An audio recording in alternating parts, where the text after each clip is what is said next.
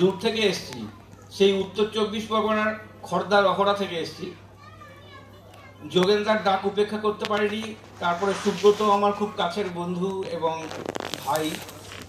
যাই হোক, আমি যে কবিতাটা পাঠ করব তার একটুখানি বিষয়বস্তু বলে দিই। ফেসবুক বলুন আর যাই বলুন, বন্ধু আমাদের অপরিহার্য একটা বিষয় বা ব্যাপার। বন্ধু ছাড়া আমরা কেউ থাকি না, সে যেভাবেই হোক না কেন। সেই বন্ধুর সংজ্ঞাটা কি দরকার, কি হওয়া উচিত, আমি তাকে নিয়ে একটা ছন্দবদ্ধ কবিতা পাঠ করছি। কবিতার নাম হচ্ছে বন্ধু সেই।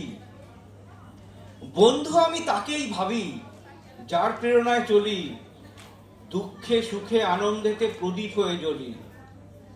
সেই আলোতে হয় বলিয়ান বন্ধু তো সেই, দূরে কাছে কইতে পারে মনের বিভেদ নেই। দুঃখ দেখে সইতে নারে কষ্ট দেখে পড়ে, বন্ধু তো সেই ভেজাল বিহীন ছায়ার মতো ঘোরে। বন্ধু আসে হরেক রকম মেকি মুখোশধারী, কেউ বা চিনি আবার তো কেউ চিনতে না গো পারি। বন্ধু আমি তাকেই ভাবি, আখের যে না গোছায়, দুঃখের দিনে কোমল হাতে অশ্রু যে জন্ম ছায়। নমস্কার। মজুমদারের হাতে, এরপরে কবি রজব আলীর হাতে আমাদের শংসাপত্র তুলে দেব। এরপরের কবি মৃন্ময় সাহা। আমার